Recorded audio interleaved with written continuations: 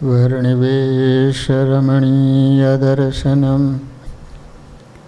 मन्दहासरुचिराननाम्बुजं पूजितं सुरनरोत्तमेर्मुदा धर्मनन्दनमहं विचिन्तये।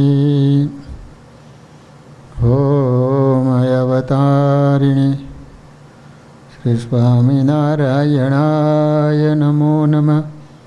श्री हरिकृष्णाय घनश्यामाय नीलकंठाय श्री शरीरदासाय नमो नमः।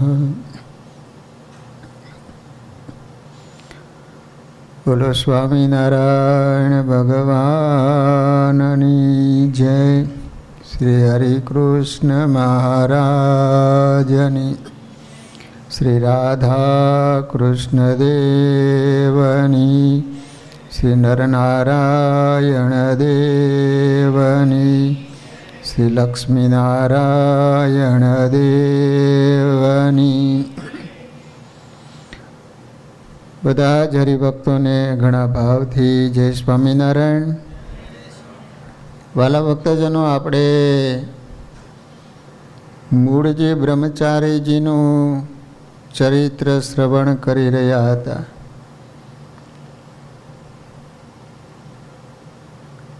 વાલા ભક્તજનો, વચનામૃતમાં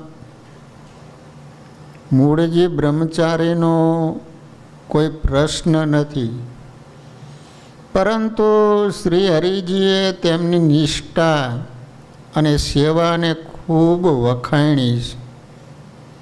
ગરડા મધ્ય પ્રકરણના 52મા વચનામૃતમાં સ્વયં શ્રીજી મહારાજ કહે છે કે મુકુંદ બ્રહ્મચારી તથા રતનજી એ બે મૂંઝાતા નથી, તો એમની સાથે અમારે ઘણું બને છે.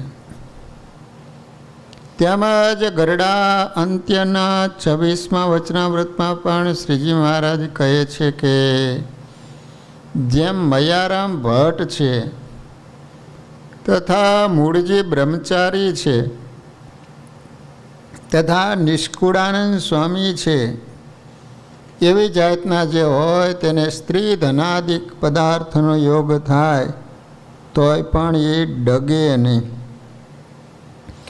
ગરડા પ્રથમ પ્રકરણના 73ના વચનામૃતમાં મહારાજ કહે છે કે આ મુકુંદ બ્રહ્મચારી છે તે ભોળા જેવા જણાય છે તો પણ અમારા સ્વભાવને યથાર્થ જાણે છે. મહારાજ તો આકાશ જેવા નિર્લેપ છે, એમને કોઈ પોતાનું પણ નથી અને પારકું પણ નથી. એવી રીતે જો અમારા સ્વભાવને જાણે છે તો જેવા ઈશ્વરમાં ગુણ હોય ને તેવા ગુણ બ્રહ્મચારીમાં વર્તે છે.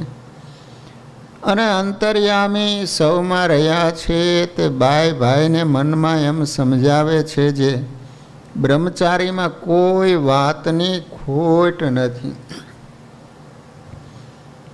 ગરડા મધ્ય પ્રકરણના 47મા વચનામૃતમાં મહારાજ એવું બોલ્યા કે જેમ અમારી ચાકરી મૂળજી બ્રહ્મચારી મહાત્મય જાણીને કરે છે તેમ અમે પણ બ્રહ્મચારીનું મહાત્મય જાણીએ છીએ. વળી શ્રીજી મહારાજ ગરડા મધ્ય પ્રકરણના 33મા વચનામૃતમાં પણ કહે છે કે આ મૂળજી બ્રહ્મચારી છે તે અતિશય દ્રઢ નિષ્કામી છે, તો અમને એની કરેલી સેવા અતિશય ગમે છે.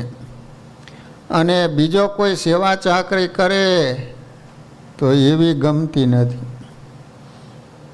કાર્યાણીના 6ઠા વચનામૃતમાં મહારાજ કહે છે કે અમારા સ્વભાવને તો મૂળજી બ્રહ્મચારી અને સોમલો ખાચર એ આદિક જે હરિભક્તો છે ને તે કેટલાક વર્ષથી અમારી પાસે ને પાસે રહે છે એ જાણે છે. જે મહારાજને એક પ્રભુના ભક્ત વિના કોઈ સંગાથે હેત સંબંધ નથી. વળી અમદાવાદના ત્રીજા વચનામૃતમાં પણ મહારાજ કહે છે કે મૂળજી બ્રહ્મચારી ને રતનજી અતિશય ક્યાં ડાયા છે, પણ કલ્યાણનો ખપ અતિશય છે, માટે ભગવાન જેમ રાજી થાય એમ એમને કરતા આવડે છે ખરું. ભલા ભક્તજનો, સત્સંગી જીવનમાં પણ સતાનંદ સ્વામીએ મૂળજી બ્રહ્મચારીને યાદ કરતા લખ્યું છે, પવિત્ર જીવનવાળા મુકુંદાનંદ બ્રહ્મચારી શ્રી હરિજીની સમય સમય પ્રમાણે બધી જ સેવા કરતા હતા. શિક્ષાપત્રી શ્લોક 4માં પણ શ્રીજી મહારાજ લખે છે કે મુકુંદાનંદ મુખ્યાશ્ચ નૈષ્ટિક બ્રહ્મચારીણ. અમારા આશ્રિત એવા જે મુકુંદાનંદ આદિક નૈષ્ટિક બ્રહ્મચારી. નંદમાળામાં મંજુ કેશાનંદ સ્વામી લખે છે કે મુકુંદાનંદ મોટા બ્રહ્મચારી મારુતિ આપ થયા અવતારી, જેને કરી સેવા સ્વામીની પ્રીતે રહ્યા હરિ આગળ હાજર શુભ રીતે. સંપ્રદાયમાં 2 મહાપૂજા થાય છે. એક તો ગોપાળાનંદ સ્વામીની અને બીજી અખંડાનંદ વર્ણીની.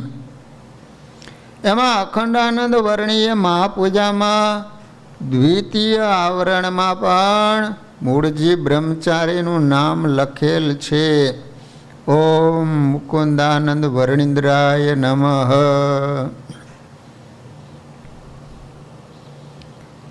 શ્રીજી મહારાજને મૂળજી બ્રહ્મચારી અનેક પ્રકારે સેવા કરીને ખૂબ રાજી કરેલ છે. ધર્મકુળની સેવા કરીને સુવાસની બા વગેરેને પણ ખૂબ રાજી કર્યા છે.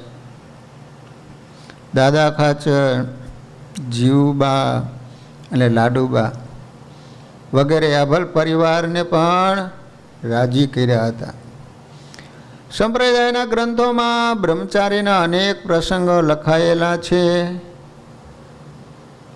શ્રીજી મહારાજ અને મૂળજી બ્રહ્મચારીનું ચિર સ્મરણ રહે તે હેતુથી ગરડામાં ગોપીનાથજી મહારાજ અને તેમની સેવક તરીકે હનુમાનજીની મૂર્તિ પધરાવી છે.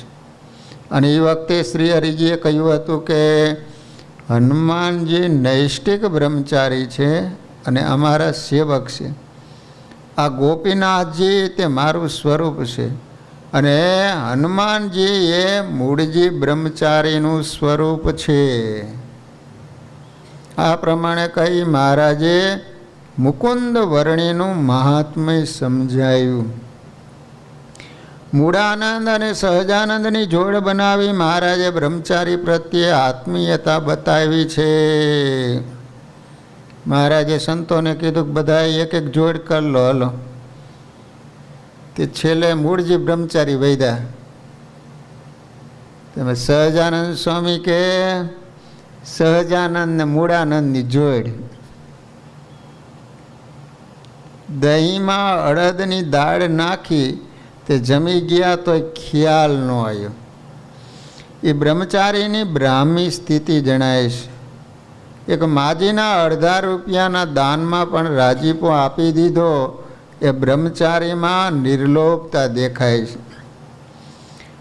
ગ્રામ્ય કથા કે રામકથા બધું સમાન લાગ્યું એ એમની સ્થિતિની પરાકાષ્ઠા જણાય છે. મહારાજે બ્રહ્મચારીને કીધું કે બહેનોને જઈને કહી આવો જોઈએ, ગ્રામ્ય કથા ન કરે. તે બ્રહ્મચારીએ જઈને બહેનો બેઠા હતા અહીંયા કીધું કે સ્વામિનારાયણ ભગવાને કીધું છે રામકથા ન કરતા. જીવબાન લાડુભાઈ મહારાજને કીધું બ્રહ્મચારી તો આવું કહીને ગયા. બ્રહ્મચારીને બોલાવ્યા. મેં ક્યાં આવું કીધું? મેં તો ગ્રામ્ય કથા કરવા ના પાડી હતી. બ્રહ્મચારી કે રામકથા ગામ કથા મુઈ જાણે કે. મહારાજ રસ્તે ચાલતા થાકી જાય એટલે પોતાને ખંભે બેસાડી દેવો, ખંભે. એ આદર્શ સેવકતા બતાવીશ. માનસી પૂજામાં પણ પ્રત્યક્ષની જેમ બોલી બોલીને મહારાજને જમાડે. માનસી પૂજા કરતા હોય ને તો આમ જોરથી બોલે, મહારાજ રોટલી લઈશો, આમ બોલે જોરથી. મહારાજ દહીં આપું. એ એમની પ્રત્યક્ષની ભાવના બતાવે છે. શ્રીજી મહારાજની આજ્ઞાથી મૂળજી બ્રહ્મચારીએ ગોપીનાથજી મહારાજનું મંદિર છોવરાવ્યું. છોવરાવ્યું એટલે પ્લાસ્ટર કરાયું. પછી સમાધિવાળા અમૃતબાઈ દ્વારા ધામમાંથી મહારાજે કહેવડાયું કે બ્રહ્મચારીને હજી ક્યાં સુધી રહેવું છે. આ સમાચાર મૂળજી બ્રહ્મચારીને મળતા તેઓ ધામમાં જવા તૈયાર થઈ ગયા. ભલા ભક્તજનો, અષાઢી સંવંત 1902 અમાસના સૌને જય સ્વામિનારાયણ કહી મહારાજની સાથે અક્ષરધામમાં પહોંચી ગયા. મહારાજ 1886માં ગયા. મૂળજી બ્રહ્મચારી 1902માં ગયા. 4 ને 2 6 વર્ષ પછી.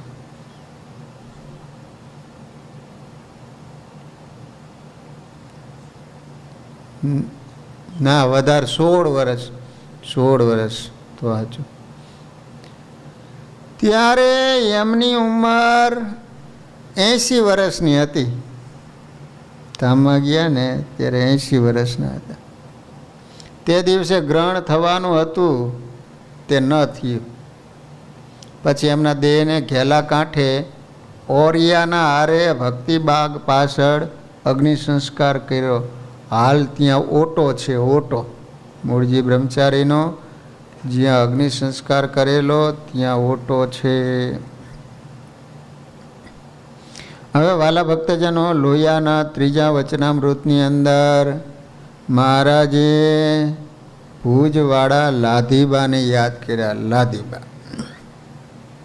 લાધીબા એટલે કાયસ્થ જ્ઞાતિમાં જન્મેલા મુક્તાત્મા. લાધીબા એટલે રામાનંદ સ્વામીના કૃપાપાત્ર ભગત.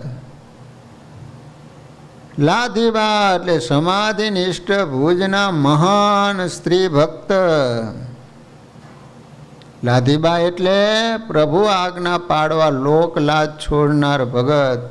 લાધીબા એટલે કચ્છ દેશના સ્ત્રી સમાજના આગેવાન ભગત. વાલા ભક્તજનો, કચ્છ પ્રદેશમાં અનેક સ્ત્રી ભક્તો થયેલા છે. એમાંય પણ ભુજનગરમાં જન્મેલા લાધીબાની વાત તો કંઈ અલગ જ છે. આશરે 250 વર્ષ પહેલાં ભુજમાં લાધીબાનો જન્મ થયો હતો. તેઓના પિતાનું નામ હતું નથુભાઈ. તેઓ જ્ઞાતિએ કાયસ્થ હતા. તેઓની અટક મહેતા હતી. તેમને એક બહેન અને 3 ભાઈઓ હતા. તેઓના નામ શિવરામ, નારાયણ અને હરિજીવન હતા. 3 ભાઈ હતા. કચ્છના તે સમયના રીતિ રિવાજ પ્રમાણે, તે જ્ઞાતિ રિવાજ પ્રમાણે લાધીબાના લગ્ન નાનપણમાં થઈ ગયા હતા. પરંતુ લગ્ન પછી ફક્ત 3 વર્ષ સુધી તેમનો સંસાર ચાલ્યો હતો. અને એ સમયમાં જ લાધીબાના પતિ મૃત્યુ પામ્યા. અર્થાત લાધીબા બાળ વિધવા હતા અને અખંડ બ્રહ્મચારિણી હતા. રામાનંદ સ્વામી અવારનવાર ભુજ જતા ત્યારે લાધીબા તેઓની મર્યાદા પ્રમાણે સેવા કરતા અને કથા વાર્તા સાંભળતા હતા. તેઓને રામાનંદ સ્વામીને રાજી કરી લીધા હતા. એને કારણે તેઓની કૃપાથી તેઓ સમાધિ સ્થિતિને પામ્યા હતા. સમય જતાં રામાનંદ સ્વામી ધામમાં ગયા અને ઉદ્ધવ સંપ્રદાયની ગાદીએ સ્વામિનારાયણ ભગવાન બિરાજમાન થયા. થોડા સમય બાદ મહાપ્રભુ કચ્છના ભક્તોને દર્શન દેવા માટે કચ્છના ગામડાઓમાં વિચરણ કરતા કરતા ભુજનગર પધાર્યા. શ્રીજી મહારાજે ભુજમાં ગંગારામ મલના ઘરે ઉતારો કર્યો અને ત્યાંના ભક્તોને દર્શનનું સુખ અને આશીર્વાદનું સુખ આપ્યું. એક દિવસ મહારાજે ગંગારામ ભગતને પૂછ્યું, ગંગારામ, અમે ઘણા દિવસથી ભુજ આવ્યા છીએ પણ હજુ સુધી લાધીમાં દર્શને કેમ નથી આવ્યા? તમે તપાસ કરાવો તો. મહારાજના પૂછવાથી ગંગારામ મલ લાધીબાના ઘરે ગયા અને કહ્યું, શ્રીજી મહારાજ ઘણા દિવસથી મારા ઘરે પધાર્યા છે અને તમોને યાદ કરે છે. ભુજના બધા સત્સંગીઓ, ભાઈઓ અને ભાઈઓ એમના દર્શન કરવા આવી ગયા. તમે એકલા જ બાકી છો, માટે દર્શન કરી જાઓ. આજે તો સ્વયં શ્રીજી મહારાજે મને તમને બોલાવવા મોકલો છે, માટે ચાલો. ગંગારામ મલની વાત સાંભળી લાધીમાં કે ભર્યા અવાજે બોલ્યા, સ્વામી તો એક રામાનંદ. હું તો ગુરુદેવ રામાનંદ સ્વામીને ભગવાન માનું છું અને એમની કૃપાથી કૃતાર્થ થઈ ગઈ છું અને સમાધિની સ્થિતિને પામી છું. માટે મારે અન્ય વ્યક્તિના કે અન્ય મહારાજના દર્શન કરવાની જરૂર નથી. વિચાર કરો, આવી નિષ્ઠા હતી એને. ગંગારામ મલે આવી શ્રીજી મહારાજને લાધીમાની નિષ્ઠાની વાત કરી. એટલે રામાનંદ સ્વામીની પ્રત્યેની નિષ્ઠાથી પ્રભુ પ્રસન્ન થયા. અને ફરી કહેવરાયું કે માને જઈને કહો કે તમે રામાનંદ સ્વામીના શિષ્ય છો અને અમે રામાનંદ સ્વામીના શિષ્ય છીએ, તેથી આપણે ગુરુભાઈ કહેવાઈએ, માટે મળવા તો આવો. શ્રીજી મહારાજનો આ પ્રમાણનો સંદેશો સાંભળી ગુરુભાઈ તરીકે મળવા માટે લાધીમાં ગંગારામ મલને ઘરે આવ્યો. મળવા માટે, દર્શન માટે નહીં. આવીને એને શ્રીજી મહારાજને બે હાથ જોડીને નમસ્કાર કર્યા. જવાબમાં મહારાજ પણ જય સ્વામિનારાયણ બોલ્યા. રામાનંદ સ્વામીની પૂર્ણ મહિમાથી લાધીમાએ સેવા કરી હતી. તેથી શ્રીજી મહારાજને લાધીમાનું આત્યંતિક કલ્યાણ કરવું હતું. એના કારણે મહાપ્રભુએ લાધીમા તરફ કરુણા દ્રષ્ટિથી જોયું. તરત તેઓને સમાધિ થઈ ગઈ. અક્ષરધામમાં ગયા. અક્ષરધામમાં ત્યાં લાધીમાએ મનુષ્ય દેહધારી મહારાજના દિવ્ય સ્વરૂપે દર્શન થયા, સિંહાસન ઉપર બેઠેલા, અને રામાનંદ સ્વામીને મહારાજની સેવામાં જોયા. એટલે એમને આશ્ચર્ય થયું. ત્યારે રામાનંદ સ્વામીએ કહ્યું, લાધીભાઈ, અમે તો ઘણી વાર કહેતા હતા કે આ સહજાનંદ સ્વામી છે એ સાક્ષાત પૂર્ણ પુરુષોત્તમ નારાયણ છે, માટે એની આજ્ઞામાં રહીજો, એમની નિષ્ઠાથી સેવા કરજો. ગુરુના વચનો સાંભળીને અક્ષરધામના દિવ્ય સુખના અનુભવથી લાધીમાના અંતરચક્ષુ ખુલી ગયા. સમાધિમાંથી ઉઠીને પ્રભુની પ્રાર્થના કરીને, પાકી નિષ્ઠા કરીને મહારાજની આજ્ઞા પ્રમાણે રહેવા લઈ ગયો. શ્રીજી મહારાજ પોતાના ભક્તોના ભાવને કારણે ઘણીવાર ભુજમાં પધારતા હતા. એકવાર તો શ્રી હરિજી મહારાજ ભુજનગર આવીને હિરજીભાઈ સુથારને ત્યાં રોકાયા હતા. સુંદરજી સુથાર અને હિરજી સુથાર બંને ભાઈઓ હતા. ત્યારે સત્સંગીઓને ખ્યાલ આવતા તેઓ મહારાજના દર્શને પધારતા, કથા વાર્તા સાંભળી સંતોનો પણ સમાગમ કરતા હતા. મહારાજ તેઓને દર્શનનું અને કથા વાર્તાનું સુખ આપી તેઓના ઘેર પધરામણીએ જઈ હરિભક્તોને રાજી કરતા હો. એક દિવસ શ્રીજી મહાપ્રભુ હિરજીભાઈના ઘરે સભા કરીને બિરાજમાન હતા. તે સમયે એક અફીણનો બંધાણી બ્રહ્મચારી અફીણ ખાઈને મહારાજની પાસે આવ્યો. બ્રહ્મચારી હતો પણ અફીણનો બંધાણી હતો. અફીણનો આંખો બંધ કરીને જાણે કે સમાધિમાં બેઠો હોય ને એમ મારો બેસી ગયો. ત્યારે અજાણ્યા થઈને મહારાજે પૂછ્યું, આ શું કરે છે? આંખો બંધ કરીને ધ્યાનમાં બેઠા છે, શું કરે છે?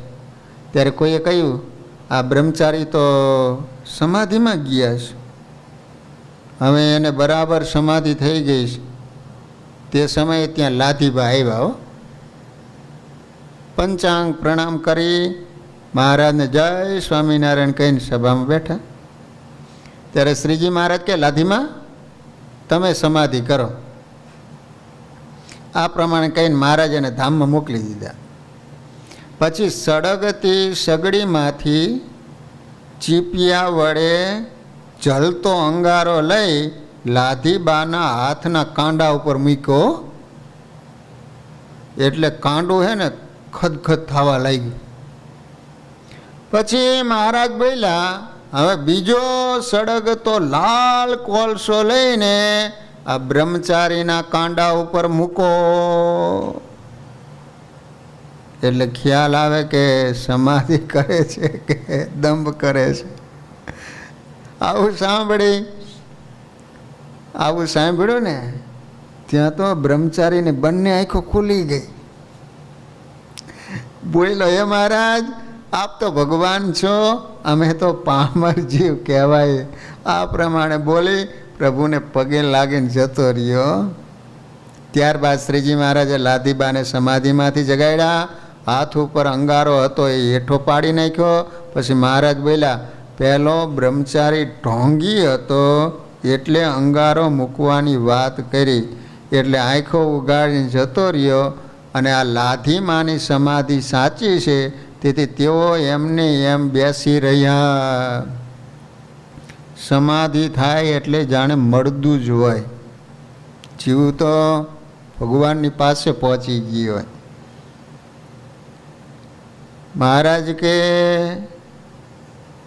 કાં અષ્ટાંગ યોગ સાધ્યો હોય તો પોતે સ્વતંત્રપણે સમાધિમાં જઈ શકે, કાં કોઈ સમર્થ હોય તો એ સમાધિમાં મોકલી શકે.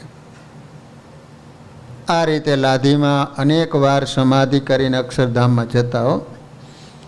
શ્રીજી મહારાજના અને મુક્તોના દર્શન કરી ધામનું દિવ્ય સુખ પ્રાપ્ત કરી દિવ્યાનંદ ભોગવતા હતા. વાલા ભક્તજનો, નિષ્કુળાનંદ સ્વામીએ ભક્ત ચિંતામણીમાં એવું લખ્યું છે કે મહેતા નથુ સુત શિવ રામ હર જીવન બેન લાધી નામ મહામુક્ત દશા એ સૌની ભક્ત ભોજા આદિ બહુ સોની.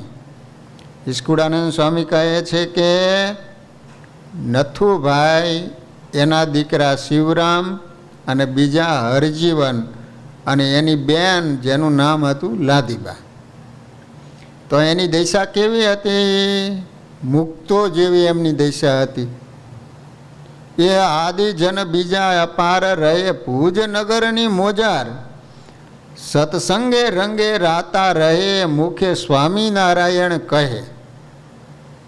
નિષ્કુળાનંદ સ્વામીએ લાધીબાના પરિવારના નામ ભક્ત ચિંતામણી ગ્રંથમાં લખ્યા છે. શ્રીજી મહારાજ ભુજ પધારતા ત્યારે અમુક વાર લાધીમાના ભાઈઓને ઘેર પણ ઉતરતા અને ત્યાં પણ થાળ જમતા. એકવાર મહારાજ ભુજ પધાર્યા હતા, ત્યારે લાધીબા અને તેઓના ભાઈઓ મહારાજની પાસે આવ્યા અને પ્રાર્થના કરી, હે મહારાજ, અમારા પરિવારની ઈચ્છા છે કે આપની હાજરીમાં અમારે અન્નકૂટોત્સવ કરાવવો છે. ત્યારે શ્રી હરિ કહેવા લાગ્યા, લાધીમા, તમે સાંખ્યોગી છો અને તમારા જીવન નિર્વાહ માટે ચાલે એટલું જ ધન તમારી પાસે છે, માટે તમે અન્નકૂટનો આગ્રહ ન રાખો. શિક્ષાપત્રીમાં પણ મહારાજે આજ્ઞા કરીશ કે વિધવા બાઈઓની પાસે પોતાનું જીવન જરૂરિયાત જેટલું જ જો ધન હોય તો એને પણ સત્સંગને અર્થે વાપરવું નહીં. કારણ કે પોતે વિધવા છે, ઉપર ધણી નથી. શાયદ જીવન નિર્વાહ ન હોય તો બહારે કમાવા માટે કે બીજાની પાસે માગવા માટે જવું પડે, ત્યારે ઘણીવાર સમાજમાં બીજા માણસો એનો લાભ ઉઠાવે. એટલા માટે મહારાજને આવી આજ્ઞા કરવી પડી છે. ત્યારે લાધીબાઈએ કહ્યું કે મહારાજ, મારા ભાઈઓ પણ આ ઉત્સવમાં મને ધનથી મદદ કરવાના છે, માટે રાજી થઈને સંમતિ આપો. એમ મારું ધન તમારા માટે વપરાય છે તો હું મારું ધન્ય ભાગ્ય માનીશ. લાધીબાની ભાવના જોઈ મહારાજે ઉત્સવ કરવાની હા પાડ્યો. પછી લાધીબા અને તેના ભાઈઓએ મોટો અન્નકૂટોત્સવ કર્યો. એ ભુજનો સૌથી પહેલો અન્નકૂટોત્સવ હતો. લો, સૌથી પહેલો અન્નકૂટોત્સવ ભુજમાં કરાયો હોય તો લાધીબાઈએ ભવ્ય અન્નકૂટ પૂરવામાં આવ્યો. શ્રીજી મહારાજે લાલજી પધરાવી અને આરતી ઉતારી. સૌ ભક્તો, ભાઈઓ અને બહેનો જય જયકાર કરવા લાગી. પછી મોટી સભા થઈ. ત્યારે લાધીબા અને એમના ભાઈઓએ મહારાજની વસ્ત્રો અને અલંકારોથી પૂજા કરી. પછી સભામાં મહારાજે અન્નકૂટ ઉત્સવની વાત કરીને લાધીબાનો મહિમા કહ્યો. હે ભુજના ભક્તો, આ લાધીબા બહુ મોટા ભગત છે. તેઓએ રામાનંદ સ્વામીના આશીર્વાદથી સમાધિ સ્થિતિ પ્રાપ્ત કરી છે અને અમારો પણ ખૂબ મહિમા જાણે છે. આ લાધીબા તો અક્ષરધામના મુક્ત છે, મુક્ત. તેઓએ આજીવન સંયમ રાખીને મોટા યોગી જેવી સ્થિતિ પ્રાપ્ત કરી છે. માટે સૌ એમનો મહિમા સમજી તેઓની મર્યાદા રાખજો, એમને પૂજ્ય ભાવે માનજો. લાધીબા બાળ વિધવા હતા. પહેલાં તો શું, નાનપણમાં લગ્ન કરી નાખતા હતા. તો લગ્ન થયા 3 વર્ષ થયા ત્યાં એનો પતિ મૃત્યુ પામ્યો. કારણ કે લગ્ન નાની ઉંમરમાં થઈ જાય, પણ દીકરી તો મા બાપને ત્યાં જ રહે. પછી મોટી થાય પછી જતી હોય. એટલે લાધીબા પતિની સાથે તો રહ્યા નથી, પોતે મા બાપને ત્યાં જ રહેતા. તેઓ હંમેશા સાદા વસ્ત્રો પહેરતા અને માથે મુંડન રાખતા. રજોગુણ તો તેઓએ જીવનમાંથી કાઢી નાખ્યો હતો. લો, સારા વસ્ત્રો અને સારા સારા આભૂષણો તો તેઓને જોવા પણ ગમતા નહીં. એક ઓરડીમાં રહીને ભજન કર્યા કરતા. તેમના જીવનમાં એક પ્રસંગ એવો બન્યો કે જીવમાં રહેલો નિશ્ચય સૌએ નજરે નિહાળ્યો. એટલું જ નહીં, શ્રી હરિ પણ તે વાત ભૂલી ના શક્યા. લોહિયાના 3જા વચનામૃતમાં યાદ કરીને વિસ્તારીને જે વાત કરી હશે એ હવે જોઈએ. આજે પણ ભુજમાં જ્યાં લાધીબા રહેતા હતા, ભજન કરતા હતા, તે મકાન પ્રસાદીના મોજૂદ છે. આવા વૈરાગી ત્યાગી લાધીબાની જાણે કે શ્રીજી મહારાજ પરીક્ષા લેતા હોય ને શું. એમ એક દિવસ તેઓની નિષ્ઠા ચકાસવા માટે તેમને બોલાવીને મહારાજે પૂછ્યું, લાધીબા, અમારી એક વાત માનશો? લાધીબા કહે, રે મહારાજ, આ શું બોલ્યા? તમારે મને પૂછવાનું હોય?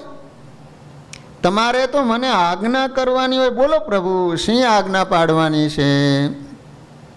ત્યારે મહારાજ કહે, લાધીબા, અમારી એવી ઈચ્છા છે કે તમે સૌભાગ્યવંતી સ્ત્રી જેવા વસ્ત્રો પહેરીને તથા આભૂષણો પહેરીને પાદરના કૂવામાંથી પાણી ભરી મુખ્ય બજારમાં ચાલીને અમારી પાસે આવો. લગ્ન થયા હોય અને નવી નવોઢા જેવા શણગાર સજે એવા સજીને પાણીની હેલ ભરીને અમારી પાસે આવો. લો, અને એ સમયમાં વિધવાની દશા એટલે જૂના જોડા કરતાં પણ માઠી દશા. લો, વિધવાનું મોઢું જોવે તો અપશુકન થાય, એમ માણસો કહેતા. તો વિધુરનું મોઢું જોવે તો શું થાય? કયો હલો.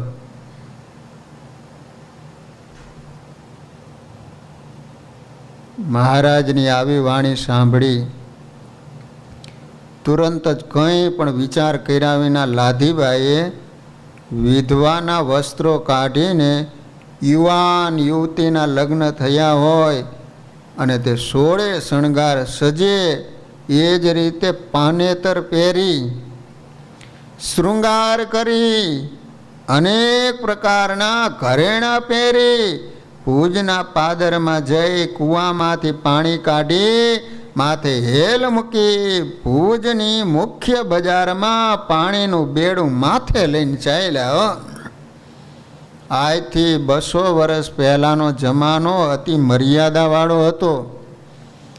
નાયતના રીત રિવાજ પ્રમાણે વર્તવું પડતું હતું. એમાંય પણ યુવાન વિધવા સ્ત્રીની દશામાં તો પશુ કરતાં પણ હલકી હતી. આવા સમયમાં શ્રી હરિજીની આજ્ઞા પાડવા લાધીબાએ લોકલાજનો ત્યાગ કર્યો અને ઊભી બજારે નીકળ્યા.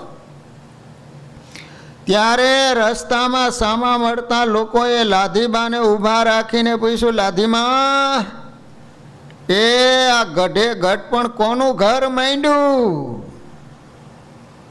ઘરડી ઘોડીને લાલ લગામ? આટલી ઉંમરે બુદ્ધિ ભ્રષ્ટ થઈ કે શું?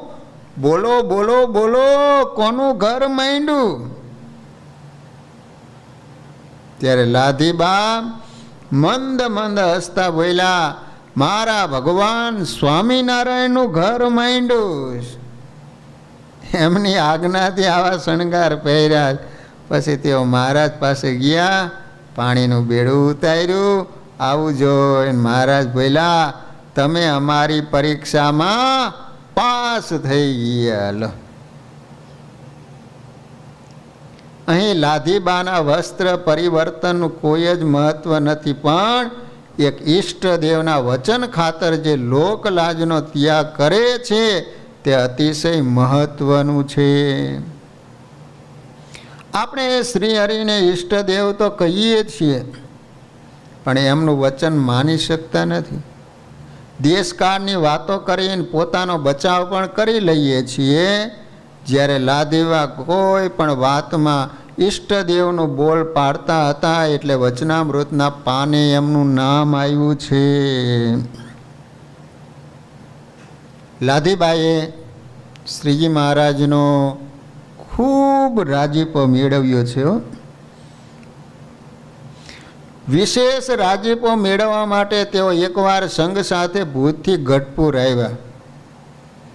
ત્યાં સમયમાં દર્શનનું અને કથા વાર્તાનું ખૂબ સુખ લીધું. પછી ચાલવાની તૈયારી કરીને ત્યારે શ્રીજી મહારાજ પાસે રજા માગવા ગયા. ત્યારે મહારાજે કહ્યું, લાધીમાં, તમારે અમારી એક આજ્ઞા માનવાની છે. ત્યારે લાધીબા બોલ્યા, મહારાજ આજ્ઞા કરો. પ્રભુએ કહ્યું, આ માતાજી કહેતા જમકુબા, ઉદયપુરના રાણી, અમારું ભજન કરવા તેઓ રાજ્ય છોડીને અહીંયા રહેવા આવ્યા છે, પણ તેઓને ગોતવા માટે એમના પતિના સૈનિકો જ્યાં ત્યાં શોધ્યા કરે છે. માટે તમારી સાથે એમને ભુજ લઈ જાઓ અને આખી જિંદગી સાથે રાખી એમનું ધ્યાન રાખજો. શ્રી હરિજીના વચને લાધીબા પોતાની સાથે માતાજીને લઈ ગયા અને આખી જિંદગી સાથે રાખ્યા. કથા વાર્તા કરી માતાજીને સત્સંગનું પોષણ કર્યું હતું. પછી જ્યારે લાધીબાને ધામમાં જવાની ઈચ્છા થઈ ત્યારે સત્સંગી બહેનોને બોલાવ્યા અને કહ્યું, આવતીકાલે મારે ધામમાં જવું છે. માટે હવેથી તમે આ માતાજીનો સમાગમ કરી એના જીવન નિર્વાહનો ખ્યાલ રાખજો. આવું સાંભળી માતાજી બોલ્યા, લાધીબા, મહારાજે મને કાયમ માટે તમારી સાથે રહેવાનું કહ્યું હતું, તો હવે તમે મને મૂકીને એકલા ધામમાં જતા રહીશું?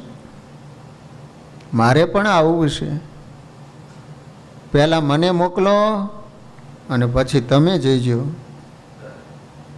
માતાજીની તીવ્ર ઈચ્છા જોઈને લાધીબાઈએ એમને કહ્યું, સારું, કાલે બપોરે તૈયાર થઈ જાય છે.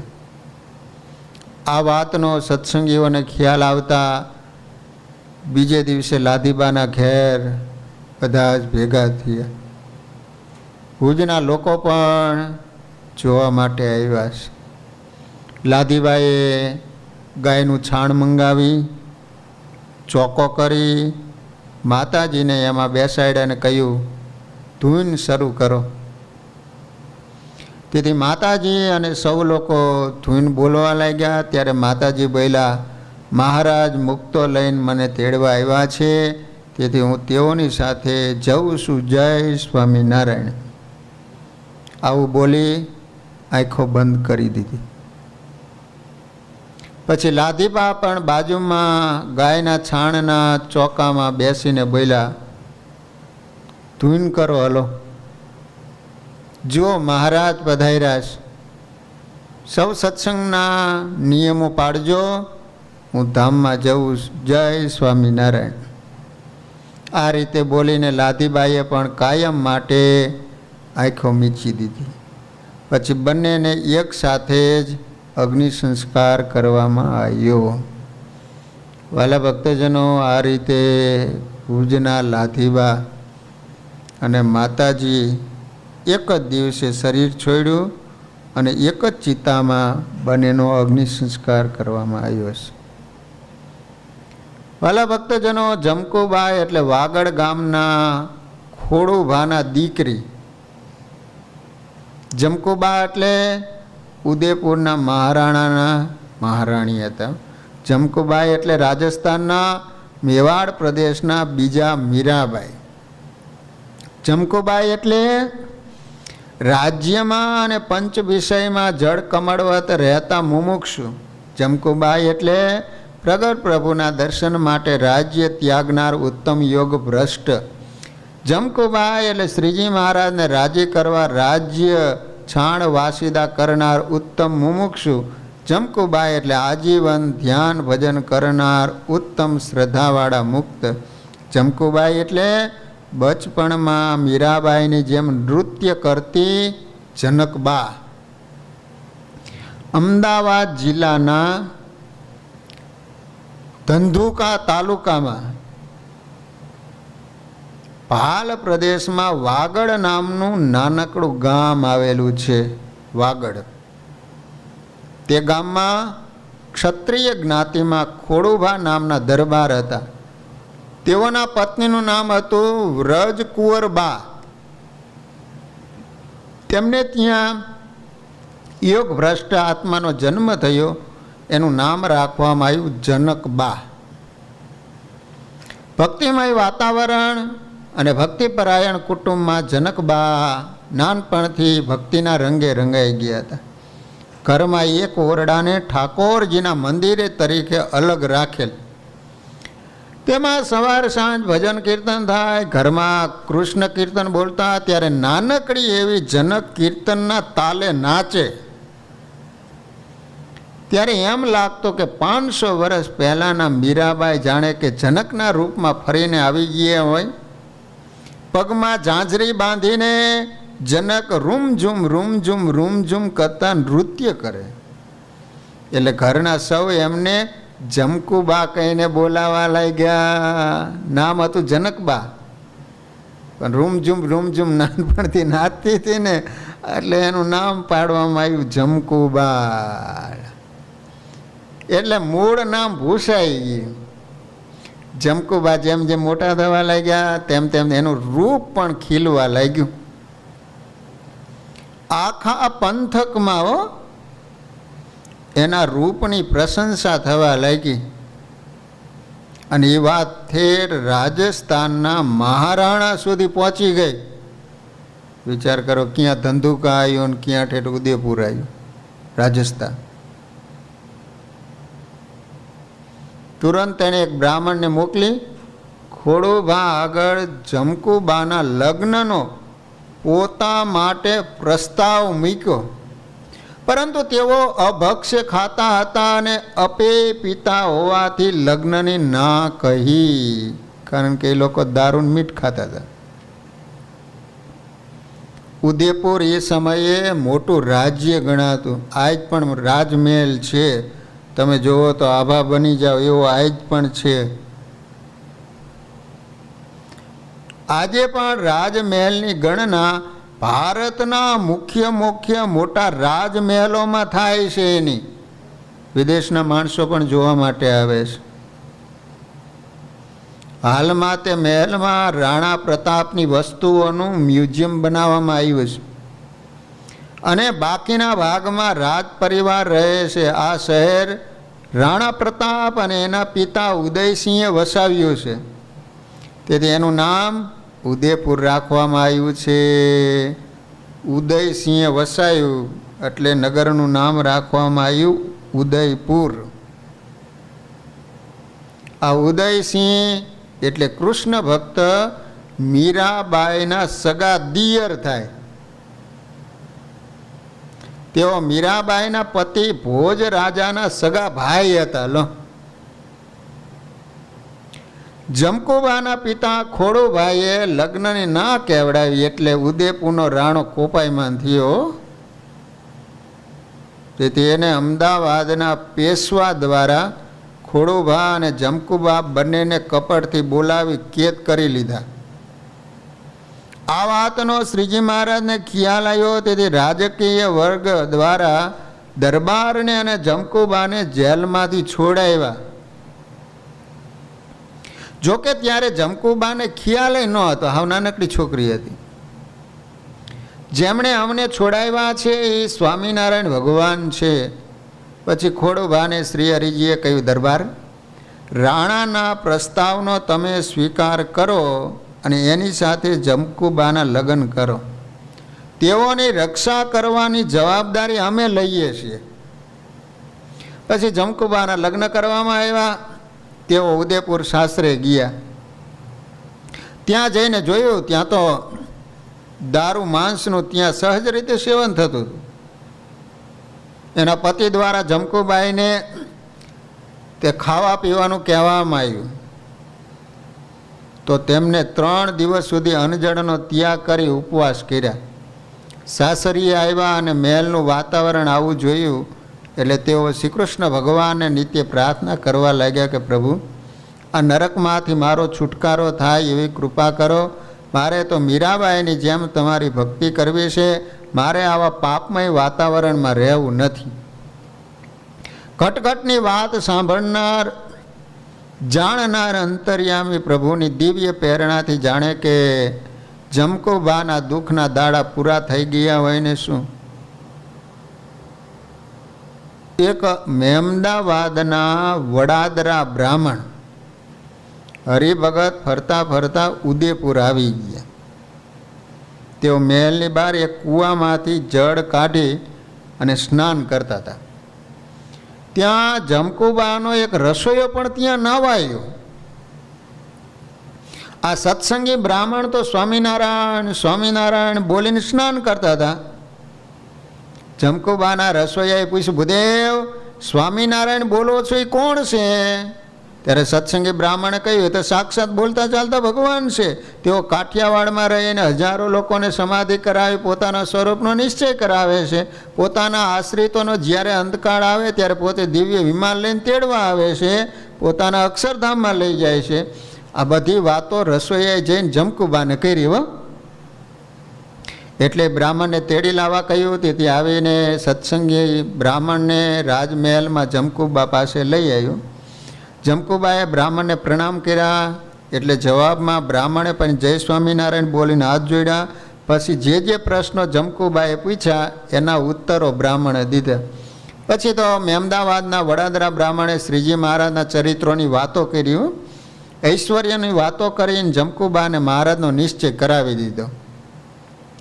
એક દિવસ જમકુબાઈએ તે હરિભગત બ્રાહ્મણને કહ્યું, હું તમને 21,000 રૂપિયા આપું, તમે મને સ્વામિનારાયણ ભગવાન પાસે લઈ જાઓ. આવું સાંભળીને બ્રાહ્મણ ગભરાઈ ગયો. સારું કોઈ વાત સાંભળી જાય, મારા કટકા કરી નાખશે. બોલો, માફ કરજો, હું તમને અહીંથી લઈ જાઉં અને એ વાતની તમારા પતિ મહારાણાને ખબર પડે તો મને જીવતો ન મૂકે હો, માટે હું તમને નહીં લઈ જઈ શકું. હવે મને અહીં બીક લાગે છે, માટે કાલથી હું નહીં આવું, તમે રાજી રહીજો. પછી જમકુબાઈ એને દક્ષિણા આપીને પ્રેમથી વિદાય કર્યા. પણ જમકુબાઈને ક્યાંય ચેન નથી હો. એક એક ક્ષણ યુગ જેવી લાગે છે. ક્યારે પ્રભુ મળે, ક્યારે ભગવાન મળે, ક્યારે મહારાજના દર્શન થાય. મહેલ જેલ જેવો લાગવા માંડ્યો. ભાગવું છે પ્રગટ પ્રભુને મળવા, પણ 7 થરી ચોકી આડી આવે છે હો. શ્રાવણ માસ છે, વધી પક્ષ છે, કાળી કાજળ ઘેરી ઘોડ અંધારી રાત છે. લાગે છે કે રાત રાણી કાળો પછેડો ઓઢી અભિસારે નીકળી છે. મધરાતનો સમય છે. આખું ઉદયપુર નિદ્રા દેવીના ખોળે પહોંચી ગયું છે. પણ મહારાણી જમકુબા મહેલના ઉપલે માળે જાગી રહ્યા છે. જેને ભગવાનને ભેટવું છે એને ઊંઘ કેમ આવે? ત્યારે દ્રઢ નિશ્ચય સાથે જમકુબા ઊભા થયા. રાજ રાણીના કિંમતી વસ્ત્રો ઉતારીને પુરુષના કપડાં પહેર્યા. પોતાની સાડીઓ ભેગી કરી, ગાંઠો વાળી, દોરડું બનાવી, ઝરૂખા સાથે બાંધી નીચે લટકાવી દીધું. અને ધીરે ધીરે તે પકડીને નીચે ઉતરી મહેલના પાછળના ભાગમાં પાણી જવાનું મોટું ગરનારું હતું, એમાં પ્રવેશ કરીને બહાર નીકળી ગયા. ભગવાન મેળવવાની કેવી તાલાવેલી, કેવો ત્યાગ, કેવી હિંમત, કેવી દ્રઢતા, કેવી ખુમારી, કેવી ઇંતજારી, કેવી મુમુક્ષતા અને કેવું સાહસ. ઇતિહાસના પાને એવા અનેક રાજકુમારોના દ્રષ્ટાંતો નોંધાયા છે કે જેઓ રાતોરાત પોતાના રાજવૈભવનો ત્યાગ કરી જંગલના જોગી બની ગયા હોય, પણ આ રીતે પ્રગટ પ્રભુને પામવાની લગ્નથી કોઈ રાજ રમણી નીકળી પડી હોય તેવા દાખલાઓ બહુ ઓછા છે. રૂમઝૂમ કરતી રાત વહી જાય છે. ઘોર અંધારાએ આવીને આવરી લીધી છે. અજાણ્યો રસ્તો છે, ભૂમિયો ભેગો નથી, ગરડા ક્યાં આવ્યું એની ખબર નથી. તો પણ જમકુબાઈએ ગુજરાતની દિશા સાંધીને ચાલવા માંડ્યું.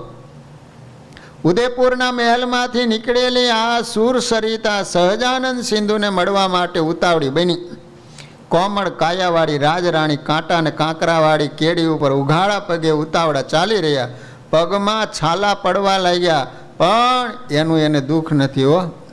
મહાપ્રભુ શ્રી હરિજીનું સ્મરણ કરતાં કરતાં તેઓ આગળ વધી રહ્યા. જેને પરમેશ્વરને પામવો છે તેને દેહને પપલાવો કેમ પોહાય? મરજીવાને માર્ગે ચાલનારાને વળી મોતનો ભય કેવો? સૂર્યોદય થતા તો જમકુબાએ ઘણો પંથ કાપી નાખ્યો. સૂર્યના અજવાળાએ ધરતીના અંધારાને ઉલેચી નાખ્યા.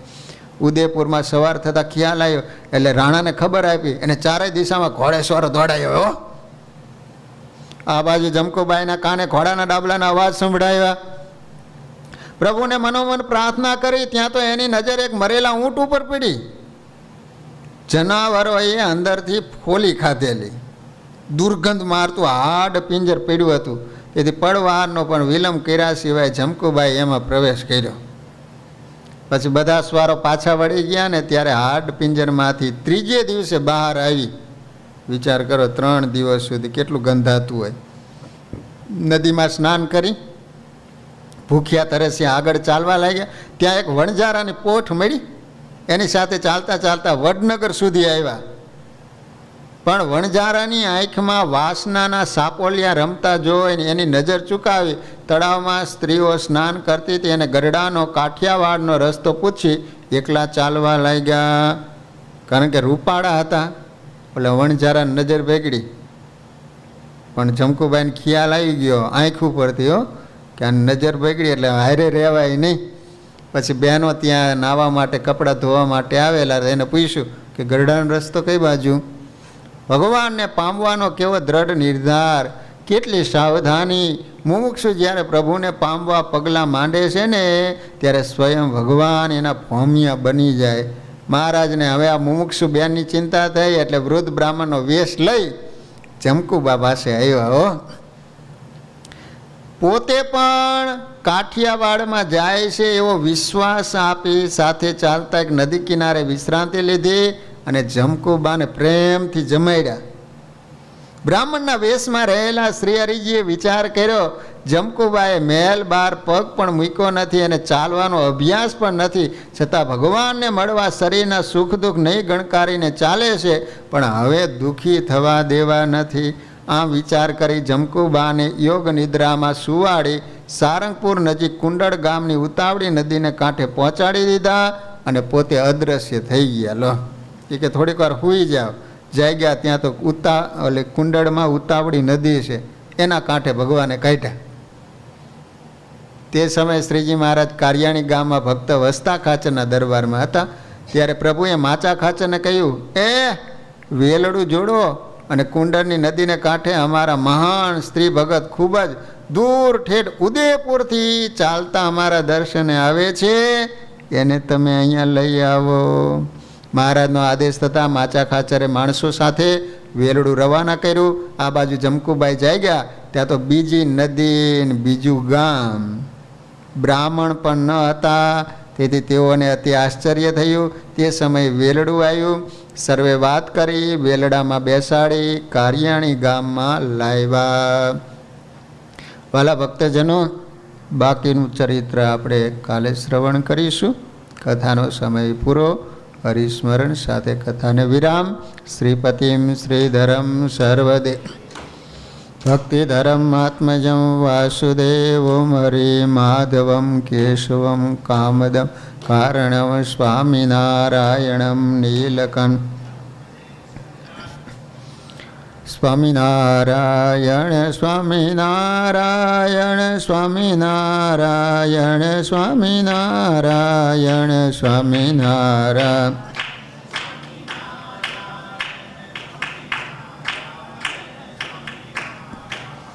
સ્વામિનારાયણ સ્વામિનારાયણ સ્વામિનારાયણ સ્વામિનારાયણ સ્વામિનારાયણ.